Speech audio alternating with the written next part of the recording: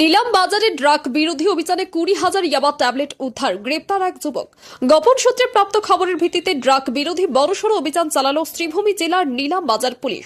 জানা যায়, থানার অন্তর্গত ব্রাহ্মণ শাসন প্রথম খণ্ড এলাকায় বিপুল পরিমাণ নিষিদ্ধ ইয়াবা ট্যাবলেট পাচারের পরিকল্পনা চলছিল।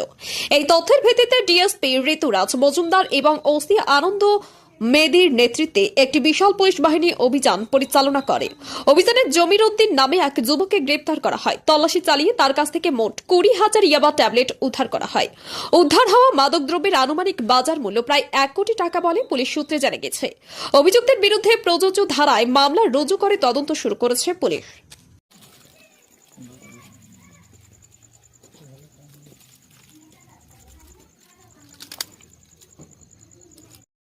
নীলাম বাজারে ড্রাগ বিরোধী অভিযানে 20,000 ইয়াবা ট্যাবলেট উদ্ধার, গ্রেপ্তার এক যুবক। গোপন সূত্রে প্রাপ্ত খবরের ভিত্তিতে ড্রাগ বিরোধী বড়সড় অভিযান চালালো শ্রীভূমি জেলার নীলাম বাজার পুলিশ। জানা যায়, থানার অন্তর্গত ব্রাহ্মণ শাসন প্রথম খণ্ড এলাকায় বিপুল পরিমাণ নিষিদ্ধ ইয়াবা ট্যাবলেট পাচারের পরিকল্পনা চলছিল। এই তথ্যের ভিত্তিতে ডিএসপি ঋতুরাজ মজুমদার এবং ওসি আনন্দ মেদির নেতৃত্বে একটি বিশাল পুলিশ বাহিনী অভিযান পরিচালনা করে। অভিযানে জমির উদ্দিন নামে এক যুবককে গ্রেপ্তার করা হয়। তল্লাশি চালিয়ে তার কাছ থেকে মোট 20,000 ইয়াবা ট্যাবলেট উদ্ধার করা হয়। উদ্ধার হওয়া মাদকদ্রব্যের আনুমানিক বাজার মূল্য প্রায় 1 কোটি টাকা বলে পুলিশ সূত্রে জানা গেছে।